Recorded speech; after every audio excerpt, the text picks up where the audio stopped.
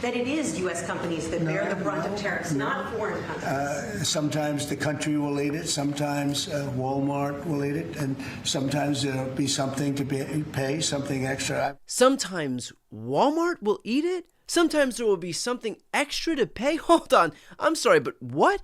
I was told by the ultimate authority on tariffs, Donald J. Trump himself, that they're paid only by foreign countries. We're going to be a tariff nation. It's not going to be a cost to you. It's going to be a cost to another country. I heard Kamala the other day, Comrade Kamala, she said, oh, if you do that, he's raising your taxes. No, no, no. I'm not raising your taxes. I'm raising China. And all of these countries in Asia and all over the world, including the European Union, by the way, which is one of the most egregious. Yeah, thank God we don't have Comrade Kamala bringing her communist ideas into the Oval Office, like the suspension of habeas corpus and due process, the arresting of judges, the disappearing of political opponents, the banning of books, and the acceptance of foreign gifts for preferential treatment. I mean, could you imagine if she turned the United States into some extremist hellscape?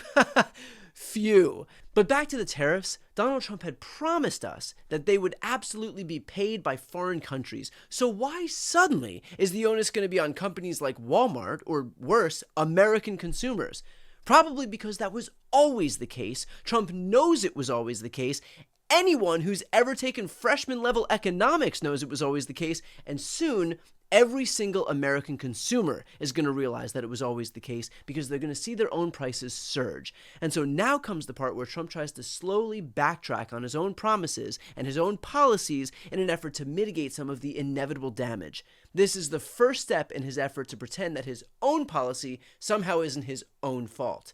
But all is not lost, because while prices might be rising for roughly 350 million people, at least one person is much better off. And frankly, it's the only person who truly matters.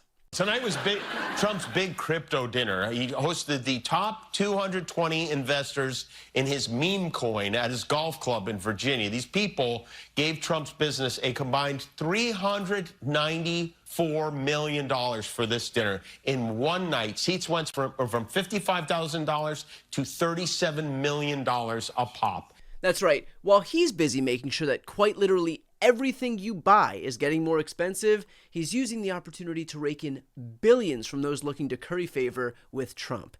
But before any of you even entertain the notion that Trump is somehow profiting off of the presidency, listen to this.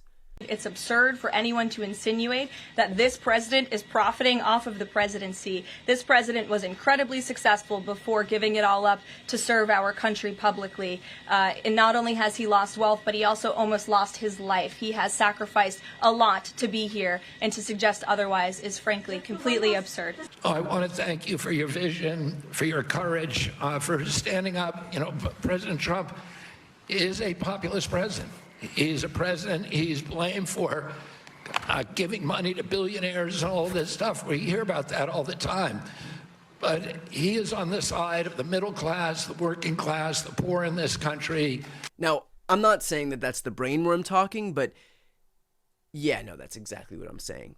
The reality is that while Trump's slavish devotees and mouthpieces might be perfectly content to lie with abandon, the numbers don't.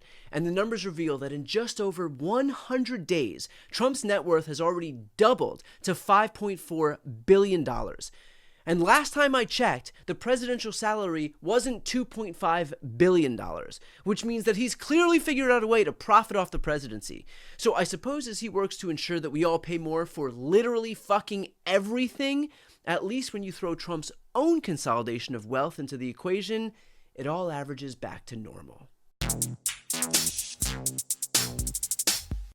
Before you go, if you enjoyed this content and you want to see more and support independent media, please subscribe to this channel. The subscribe button will be right here on the screen. But second, the reality is that we are now in a political environment where this administration can lean on any of the social media platforms to suppress certain voices if they don't like critical coverage. That means my longevity here is in the hands of a few tech billionaires who are already making it clear that they are willing to cater to this administration. To that end, signing up for my newsletter is a way for me to reach you directly if that ever becomes necessary. I'll put the link right here on the screen as well, so please sign up. It's free, but there's also an option to do a paid subscription if you'd like to support me and my team. I really appreciate it. Thanks so much for watching.